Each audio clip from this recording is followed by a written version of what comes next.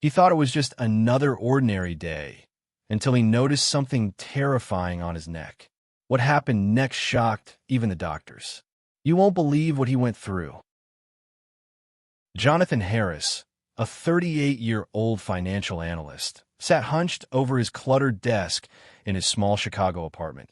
The steady drizzle outside tapping against the grimy window panes, blending with the faint hum of the radiator that wheezed like an old lung. The air was thick with the scent of stale coffee and damp upholstery, faintly overlaid with a hint of mildew that seemed to seep from the corners of the ceiling, curling like smoke. He rubbed his temples, feeling the dull ache behind his eyes, a lingering fatigue that no amount of caffeine or shallow breathing could chase away. His apartment, usually a sanctuary of order with neatly stacked reports and perfectly aligned pens, felt oppressive tonight, almost claustrophobic. The walls, pale and peeling at the corners, seemed closer than usual, as if inching inward to watch him. He glanced at the clock, 8:42 p.m., and a ripple of unease passed through him, irrational yet insistent. That's when he noticed it, a subtle prickle on the left side of his neck, just beneath the jawline. At first, he dismissed it, thinking it was a mosquito bite, an allergic reaction to the mold spores that he'd avoided noticing for months. But as his fingers brushed against the skin, a strange sensation made him pause. The area was warmer than the surrounding flesh, almost hot, and it felt oddly raised, as if a tiny, firm marble had lodged itself beneath the surface. He pressed lightly, and it responded with an almost imperceptible pulse, like the faint heartbeat of something alive, hidden just beneath the epidermis. Jonathan pulled back abruptly, staring at his reflection in the scratched mirror above the dresser. Nothing appeared abnormal at first, just his tired eyes and pallid skin, but the corner of his neck seemed subtly distorted, the flesh tense and strangely colored, a faint purplish hue he couldn't place. Shaking his head, he muttered to himself, "Just stress. I'm imagining things," and returned to his emails, the cursor blinking too slowly, dragging time into an unbearable stretch. The prickle persisted, crawling beneath the surface, a soft, insistent tickle that made him squirm in his chair. He rubbed the area again, this time more firmly, and recoiled when he felt a faint resistance, as if the skin were tethered to something beneath, not entirely part of him. That night, sleep came fitfully. He tossed under the threadbare sheets, the room dimly illuminated by the glow of the city lights through the water-streaked glass. Each time he shifted, a faint creaking sound seemed to echo from his neck, soft yet distinct, like tiny bones grinding in the darkness. In the throes of a restless dream, he awoke to a sensation far worse. The tickling prickle had become a subtle wriggling, a movement that made him freeze in shock, heartbeat thundering. He reached for the bedside lamp, but as he leaned over, the soft glow revealed a shadow at the side of his neck, an unnatural contour that hadn't been there before, as though a grotesque growth had begun to swell beneath the skin. The outline was thick, irregular, and ominous, an almost spherical lump that pulsated slowly, rhythmically, in sync with his own pulse, casting a faint, shifting shadow on his collarbone. He tried to speak, but a lump formed in his throat, a mix of fear and nausea, and a metallic tang filled his mouth, salty and slightly acrid, like old blood. The lump beneath his skin seemed to pulse again, stronger this time, and he could swear he felt subtle vibrations, a soft, wet squirming that made his stomach twist. He pressed his palm against it in disbelief, and a wave of heat radiated up his neck, sharp, almost electric, the skin taut and clammy beneath his fingers. Pulling back, he stared in the mirror once more, and for the first time, truly saw it. The growth was not a simple lump, but an irregular, grotesque protrusion, knobby and veined, with a subtle undulation as if it were breathing, alive, alien yet intimately part of him. Panic clawed at his chest, and he scrambled to his phone, dialing the number of a friend, but his voice caught in his throat, choked by nausea and fear. He hung up after a few strained breaths, feeling suddenly isolated in a world that seemed normal but now felt alien, suffused with shadows and whispers. The next morning, he woke with a dull headache and a sense of foreboding that clung to his chest like a weight. The lump was larger, more defined, its surface mottled with a sickly grayish-purple hue, tiny irregular bumps that seemed to ripple beneath the skin. Every movement made it shift slightly, subtle yet undeniable. He tried to cover it with the collar of his shirt, but even under fabric, it throbbed, pressed against him like a heartbeat of its own. At work, his colleagues noticed a subtle change, soft whispers, sideways glances. "You okay?"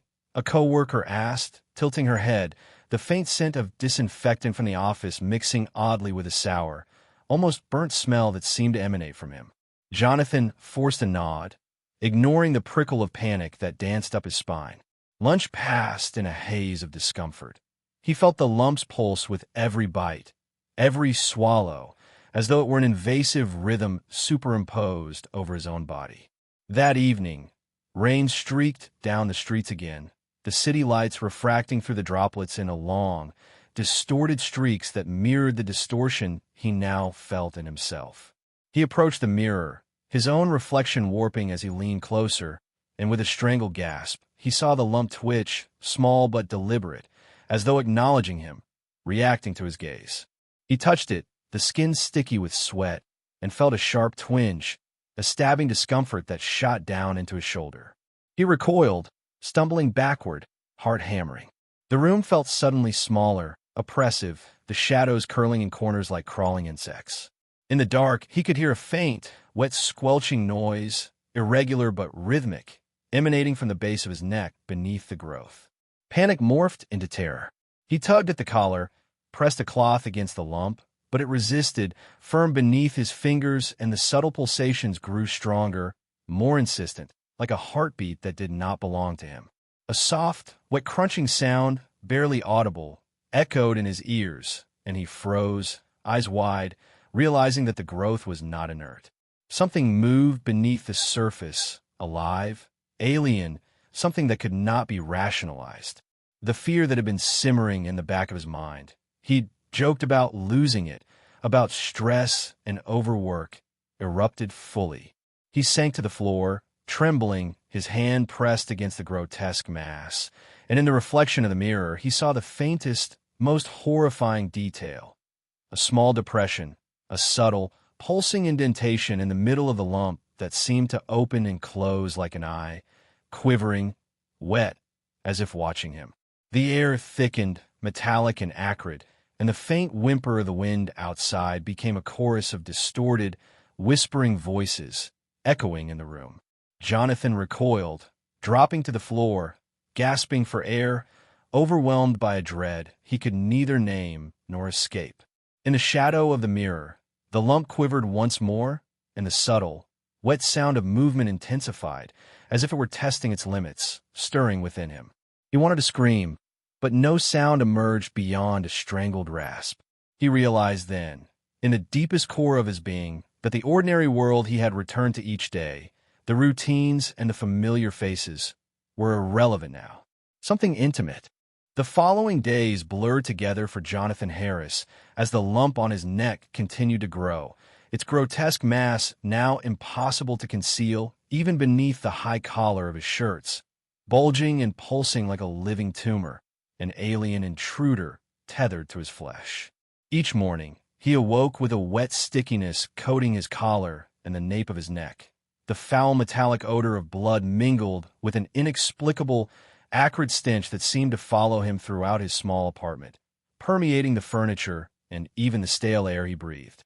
The lump's surface had changed again, mottled with dark purples and sickly greens, tiny blisters that quivered and oozed a thick, tarry fluid that clung to his fingers when he dared to touch it, and he felt the first true pangs of panic as he realized that the movement beneath the skin was no longer subtle. He could feel something actively shifting, writhing, almost burrowing under the dermal layer, and at night the sensations intensified, a rhythmic squirming that traveled along his shoulders and collarbone, each subtle twitch eliciting an uncontrollable shiver of revulsion. At work, he avoided his coworkers, slinking into the office early to evade their notice, his voice hoarse from the stress and a metallic tang he could taste at the back of his throat, the occasional small hiss of fluid as the lump oozed under the confines of his shirt. He tried to focus on spreadsheets, on balance sheets, on numbers that used to offer comfort in their predictability. But his mind was fractured by the constant awareness of something alien living on him, pulsating and wet, as if feeding on him from within, and every glance at his reflection in the bathroom mirror triggered nausea and terror as the mass flexed unnaturally. A disturbing rhythm that seemed synchronized to his own heartbeat, yet alien in its intention. At lunch, the odor had become impossible to mask, a sour, chemical stench that a colleague noticed, raising an eyebrow. Jonathan, you okay? You smell, I don't know, kind of burn metal." Jonathan muttered a distracted, weak explanation about spilling coffee and ducked into the break room alone, running water over his hands. But the wet, sticky residue persisted, and when he caught sight of the lump beneath his collar in the reflection of the stainless steel sink, he froze. The skin bulged with unnatural angles, tiny dark nodules forming across the surface that quivered and pulsed independently, like miniature creatures wriggling just under the surface. The sensation of crawling intensified, a subtle vibration now extending down his neck and into his jaw, and he found himself compulsively pressing on the growth, both horrified and unable to resist, each touch eliciting a strange response. A small, wet squelch, an almost imperceptible shift, as if something inside had sensed him, acknowledged him. Sleep became impossible. Every shadow in his apartment seemed sinister. Every whisper of the wind against the window pane a chorus of distorted voices murmuring unintelligible words that his mind interpreted as taunts, warnings, pleas, and sometimes his own name, echoing unervingly in the dark. He avoided mirrors, avoided friends, avoided any human contact. The isolation was both self-imposed and imposed by fear. Fear that someone would notice, fear that the writhing mass on his neck would be revealed in its full horror, fear that it might already be too late. By the third day, the lump had grown large enough to protrude visibly beneath his shirt collar, a bulbous, twisted mass, pulsating with wet, rhythmic squirming that he could both see and feel. The blisters had burst, leaking thick, dark fluid that crusted his skin and clung to his hairline, and the smell was so pungent that even the air conditioning of his office seemed inadequate to mask it. When he walked through the streets, strangers' eyes flicked toward him, some with disgust, some with instinctive fear, but no one approached, and the recognition of his own monstrosity deepened his shame. He began to suspect that the lump was sentient, that it was aware of him, that it reacted to his thoughts and his fears, and the sensation of something pressing outward from within his skin became constant, a subtle but persistent weight that made turning his head or lifting his arms a study in discomfort and terror. Jonathan began to experience brief, disorienting flashes, waking in the middle of the night to find the lump twitching in unnatural ways, to hear soft, wet clicks and squelches that seemed almost like speech, and to glimpse the faintest glimmers of movement beneath the purple, mottled surface, like tiny shapes wriggling in and out of the flesh, impossible to identify, but unmistakably alive. Paranoia set in. He covered the growth with scarves and high collars even in the heat, avoided phone calls, and refused to leave his apartment except when necessary, moving with a furtive, protective tension, dreading the eyes of strangers and the reactions of anyone who might see the lump in its full grotesque form. Desperation finally drove him to search online, forums, and obscure medical articles, hoping for a rational explanation. Tumor, cyst, infection, but nothing matched the symptoms. The movement, the pulsation, the wet squelching, the smell. Nothing that addressed the awareness he felt emanating from a mass. The way it seemed to respond to his thoughts and his attempts to manipulate it. The subtle, horrifying sense that it was learning, adapting, claiming him. It was during one of these obsessive nights, hunched over his laptop, that the lump convulsed violently for the first time, a full, writhing motion that pushed against his skin so forcefully he stumbled backward, hand pressed to it in shock. A sudden, wet, snapping sound came from beneath the skin, and Jonathan gagged, the taste of iron and decay filling his mouth, his stomach twisting as if his own body had betrayed him entirely. He backed into the corner, trembling, and in the dim glow of the laptop screen, he saw the lump pulse again, larger, more sinister, as if inflating with its own rhythm, and the faintest shadow of an eye or indentation opened at its surface, quivering and wet, locking on him, unblinking, aware. The panic became unbearable, nausea and dizziness twisting together, and he realized he could no longer endure the isolation or the helplessness. The next day, he forced himself to seek medical help, navigating the streets with the scarf tightly wound around his neck, feeling the wet squelch and subtle pulsing with every movement. The fear of judgment, of disgust, pressed on him as heavily as the lump itself, and he imagined the reactions of receptionists, doctors, nurses, the inevitable recoiling, the whispered warnings, the possible horror in their eyes. At the hospital, he described his symptoms haltingly, watching the nurse's polite smiles falter when he pulled back his scarf just enough to reveal the grotesque mass, glistening wet, mottled with purples and dark greens, pulsating with a life that was not his own. Many recoiled. Some whispered among themselves, a low, nervous murmur of disbelief and revulsion, and Jonathan felt his shame deepen to the point of physical pain. Hours passed. Most doctors shrugged, muttered vague phrases about cysts or rare infections, prescribed ointments and antibiotics, their eyes avoiding direct contact with the lump, their words hollow and inadequate. Jonathan's despair grew. It seemed that everyone recoiled from the thing on him, and in that rejection, he felt his own humanity slipping away. But then Dr. Malcall. Jonathan followed Dr. Avery into the dimly lit examination room, the antiseptic smell of the hospital mingling with the ever-present metallic stench of his own deformity, a nauseating cocktail that seemed to cling to him like a second skin. And as he sat on the narrow examination table, he became acutely aware of every subtle movement beneath the surface of the grotesque mass on his neck. Every quiver and pulse that reminded him the thing was alive, sentient, and somehow aware of his fear. Dr. Avery moved with deliberate calm, examining the lump with gloved hands that did not recoil at its wet, mottled texture, and Jonathan felt a mixture of relief and unease. Relief that someone did not recoil, unease that someone could touch it without fear, as if the doctor understood the nature of the horror he bore in ways Jonathan himself could not. The room was silent except for the soft squelching of the lump as the doctor manipulated it gently, probing its edges, pressing lightly on the pulsing surface, and Jonathan flinched at each wet, sickening noise, feeling bile rise in his throat as the fluid seeped from tiny openings along the growth, dark, sticky, and pungent, a nauseating combination of blood, pus, and something indescribably organic, almost chemical. Dr. Avery murmured observations, noting the irregularity of the growth, the speed at which it had expanded, the unnatural pulsations that seemed to synchronize not only with Jonathan's heartbeat, but with some independent rhythm that made his scalp prickle and his stomach twist in unease.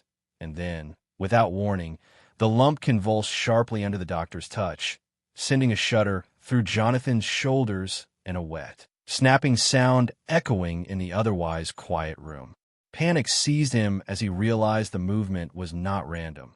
The thing seemed aware, responsive, and the quivering surface opened slightly, revealing a dark indentation, an almost eye-like cavity that seemed to fix its gaze upon him, sending a shiver of primal terror down his spine. Dr. Avery's calm did not waver. Instead, he spoke softly, almost to himself, mentioning experimental procedures, rare cases, and a combination of surgical excision with careful monitoring, as if describing a delicate dance with a living organism that Jonathan could barely comprehend, his mind teetering between hope and horror, understanding and disbelief. The doctor explained that traditional medicine could not fully account for the behavior of the growth, its responsiveness, its rapid evolution, its apparent intelligence, and Jonathan's chest tightened as he struggled to breathe through the rising panic and nausea, every fiber of his body screaming that he was no longer master of his own flesh. That night, back in his apartment, the terror intensified. The lump throbbed visibly beneath his skin, pulsing and squirming with an irregular rhythm that seemed to anticipate his movements, and Jonathan's attempts at sleep were futile. He woke again and again to wet squelches, to the sensation of crawling, of tiny undulating movements under his skin, and the faint, persistent hum of voices he could not place. Whispers that seemed almost intelligible, urgent, accusing, murmuring fragments of sentences that drove him to the brink of hysteria. He avoided mirrors, avoided light, avoided any human contact. The isolation that had begun subtly in part two now became suffocating, a physical weight pressing on his chest, and he began to notice that the lump's expansion was accompanied by distortions in his perception. Shadows in his apartment shifted unnaturally. Furniture seemed to breathe. The walls occasionally pulsed with a faint, wet rhythm that mirrored the movements beneath his skin, and he questioned whether the growth was altering not just his body, but his mind. Desperate for relief, he attempted to cover the lump with scarves and high collars, even wrapping a thin bandage over it to contain the swelling fluid. But the squelching persisted, and at night the pulsation intensified into a near-constant pressure that made it impossible to lie flat, impossible to ignore, impossible to escape. One evening, he felt the lump stretch grotesquely, a sharp, searing pain radiating across his neck and shoulders as a dark, sticky fluid oozed from multiple points, slicking his hair and collar, and the odor, an unbearable combination of metal, decay, and something distinctly acidic, filled his nostrils, forcing him to gag. His reflection in the darkened window pane revealed the horror. The mass had grown into an asymmetrical, bulbous form, glistening wet and mottled, with tiny nodules that twitched independently, and the faintest suggestion of shape-shifting, as though it were attempting to imitate or consume his features, to replace his own identity with something alien. Sleep became hallucination, each brief doze punctuated by nightmares where the lump's movements became exaggerated, sentient, reaching, grasping, and whispering in a dry, wet voice that echoed in his ears. Yours, mine, forever. He awoke to find small, wet trails of the blackish fluid smeared along his pillow, the pulsation still moving beneath his skin, sending spikes of pain that twisted through his jaw and into his shoulders. The sensation of being watched persisted even in solitude. He turned sharply at the smallest noises, half expecting the lump to have extended its reach, to move beyond his neck, to communicate in some tangible, horrific form. The following day, Jonathan returned to Dr. Avery, now trembling, soaked with sweat, scarf clutched in a white-knuckled grip, and as the doctor examined him, the lump writhed violently at his touch, a deep, wet squelching that echoed in the silent room, the fluid oozing over the doctor's gloves. Yet Avery remained composed, speaking in calm, deliberate tones about surgical options, careful excision, and a protocol he had devised for extreme cases, hinting at a radical procedure that Jonathan barely understood but clung to as hope. Yet even as the doctor worked, Jonathan felt an unnerving awareness from the lump, a subtle, almost playful twitch, as if it were anticipating the intervention, aware of the impending attempt to remove it, and the sensation filled him with a new, paralyzing terror, that whatever had taken root on his neck was not merely a tumor, not merely a disease, but an entity with its own will, its own perception, its own claim upon him, and that removing it might provoke unknown consequences. In the days that followed, Jonathan's body continued to betray him. The pulsations became stronger, sharper, extending into his shoulders, his jaw, even the base of his skull, and the fluid began to emit a faint hissing noise when it contacted the air, a chemical sizzle that made him recoil in horror, tasting copper and decay on his tongue with every breath. Social interactions became impossible. Friends called and were met with vague excuses. Coworkers avoided him with polite discomfort, and Jonathan realized that the alien presence on his neck had transformed him from an ordinary man into something monstrous, a pariah, a walking testament to the fragility and mutability of flesh. Nightmares bled into reality. Reflections in windows and darkened screens revealed subtle distortions, the lump appearing to twitch and shift independently, forming strange shapes, sometimes resembling eyes, sometimes tiny mouths, sometimes nothing recognizable at all, and the whispers became more insistent, coalescing into fragments he could almost understand, accusing him, demanding submission. Jonathan's apartment had become a prison of shadows and wet, metallic odors, every corner echoing with the subtle, almost sentient movements of the monstrous growth on his neck, which now dominated his reflection in every mirror, appearing as a grotesque, bulbous mass with glistening nodules and shifting ridges that throbbed visibly, pulsing with a rhythm that was at once his own heartbeat and something entirely alien. And even when he moved, the lump seemed to anticipate him, stretching and twisting beneath his skin with a wet, squelching sound that made him gag and recoil. The fluid oozed constantly, dark and sticky, smelling of iron, decay, and something chemical, and the tactile sensation of it crawling under his fingers, pooling in his hairline and dampening his collar, was unbearable, yet impossible to ignore.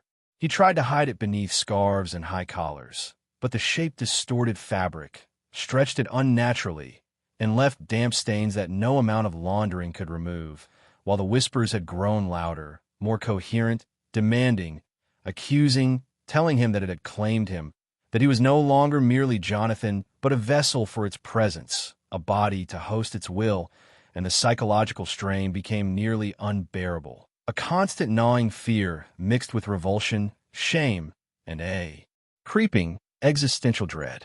The night before the procedure, he felt the lump pulse violently, a sharp, searing pain radiating into his jaw and shoulders, and then it shifted, stretching in a way that made his skin tear slightly, releasing a dark, viscous fluid with the odor of burnt metal and wet earth, and from the center of the mass, a thin, black thread-like structure writhed, curling and recoiling like a tiny, probing appendage, as if it were tasting the air, feeling for resistance, and Jonathan felt bile rise in his throat while his body trembled with a combination of fear and revulsion.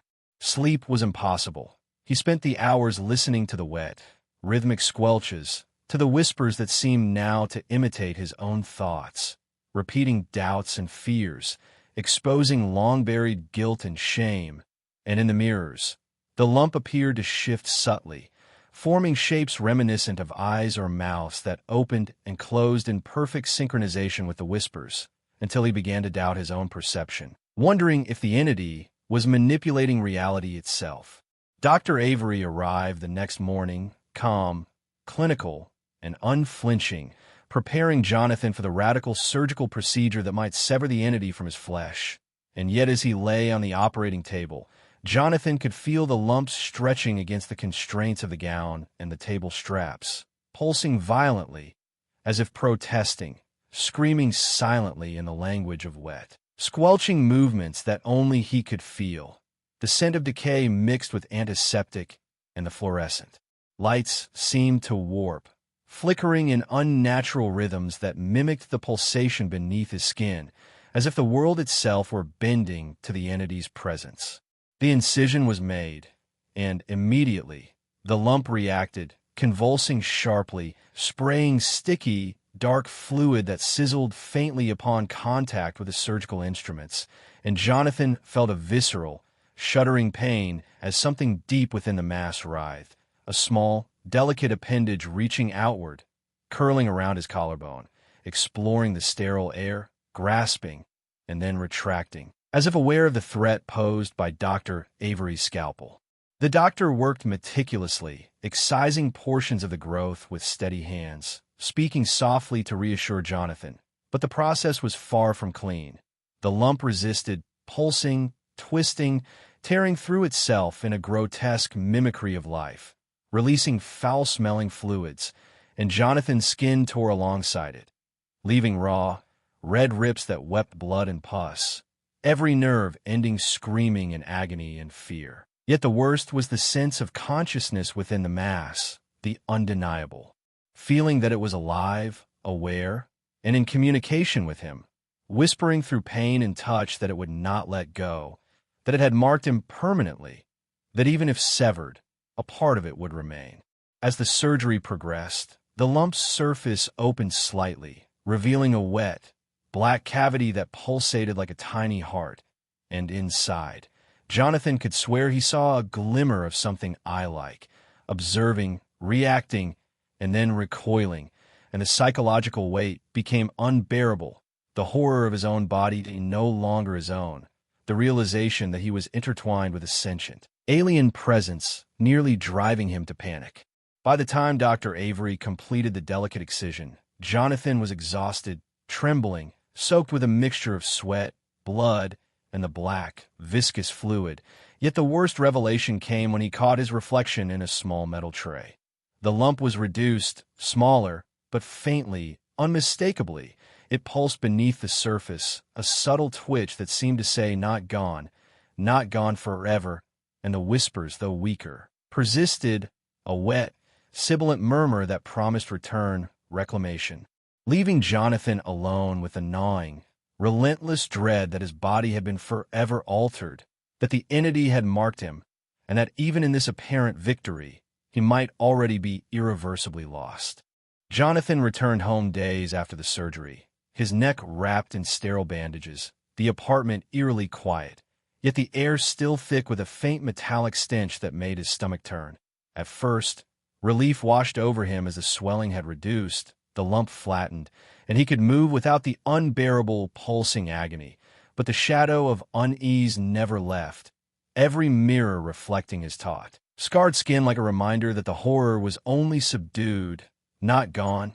And at night, as he lay in bed, he felt a faint, wet twitch beneath the bandages, a subtle throb that synchronized with his heartbeat. And though he wanted to dismiss it as nerve spasms or scar tissue, the cold, whispering sensation that slithered along his spine and down his shoulders made his blood run cold. Even as he tried to eat, to speak, to reconnect with the world outside, a sticky, almost imperceptible taste of iron and decay lingered at the back of his throat, and when he glanced in the bathroom mirror, a tiny, dark nub beneath the scar pulsed once, then again, as if alive, watching, reminding him that salvation had been only partial, that the entity had not left, only hidden, biding its time. Jonathan moved cautiously through his apartment, the sterile bandages long removed, the scars on his neck now faint ridges that caught the dim light of the late afternoon sun. Yet the air still carried that metallic, unsettling tang, subtle but unmistakable, a reminder that something remained beneath the surface, pulsing, watching. And as he looked in the mirror, the reflection seemed almost normal. Yet he could not shake the feeling that his own eyes betrayed him, that the shadow of the entity lingered, curling just beneath his skin like a coiled, patient serpent, waiting. And when he tilted his head, he felt a soft, wet tug under the scar tissue, a delicate, almost imperceptible movement that made him stiffen, heart hammering, a wave of revulsion mixed with fear and a strange, unnameable fascination washing over him. He tried to sleep, to return to the rhythm of ordinary life, but the whispers returned, softer now, almost like a murmur from a distant hallway, carrying his name, a wet, gurgling sound that made the hair on his arms stand on end. And at night, as rain tapped against the windows, he felt the tiniest twitch beneath the skin of his collarbone, a reminder that the entity was patient and cunning, that it had survived, burrowed into him in a way no scalpel could remove, and even the simplest movements, turning his head, swallowing, brushing his neck, elicited the sensation of something soft and probing shifting just beneath the surface. Days passed, and Jonathan returned to work, greeted colleagues, smiled, spoke casually, yet every interaction felt like a mask, every glance and a polished surface a test, the subtle throb beneath his skin a constant, unnerving presence, and he found himself avoiding close contact, avoiding touch, avoiding mirrors. Yet still, he could not escape the quiet, persistent wet pulse, the faint metallic taste that lingered at the back of his throat, and the sense that he was no longer entirely himself, that a portion of him had become something else, something that had learned to wait, to hide, to observe. One evening, as he washed his hands in the dimly lit bathroom, the water running pale and frosty over his fingers. He caught the reflection of the scar on his neck shifting just slightly, a subtle undulation that made him reel backward, gagging at the sight of the faint, dark nub moving under the skin as though it had its own will. And for a moment, panic overtook him, a suffocating sense of betrayal by his own body. Yet he could not bring himself to scream, to call for help, because he feared what might emerge if he did, feared that even acknowledgement would feed the creature still entwined with him, feeding on his fear, his shame, his fragile hope. That night, as he lay awake, staring at the ceiling, he traced the contours of his scar with trembling fingers, and beneath the surface he felt it again. A wet, almost sentient twitch, a soft shiver of movement that seemed to pulse with his heartbeat, but was not his own, and the whispers returned, unintelligible but insistent, echoing through his chest, curling around his spine, a reminder that the battle was not over, that the entity was patient, eternal, and perhaps inevitable. And as the rain continued to tap softly against the windows, Jonathan realized with a cold, hollow certainty that he might never truly be free, that the shadow of the disease had become part of him, a secret companion, a lurking horror beneath the skin, leaving him trapped between relief and terror, life and possession, uncertain whether he had survived or merely been claimed in part. The final, grotesque reminder that some things, once they take hold, never truly let go. And as he closed his eyes, the faint, wet pulse beneath his neck echoed softly, rhythmically, persistently, a reminder that the nightmare was only paused, not ended, and that he was forever changed, never alone, never safe, never entirely human again.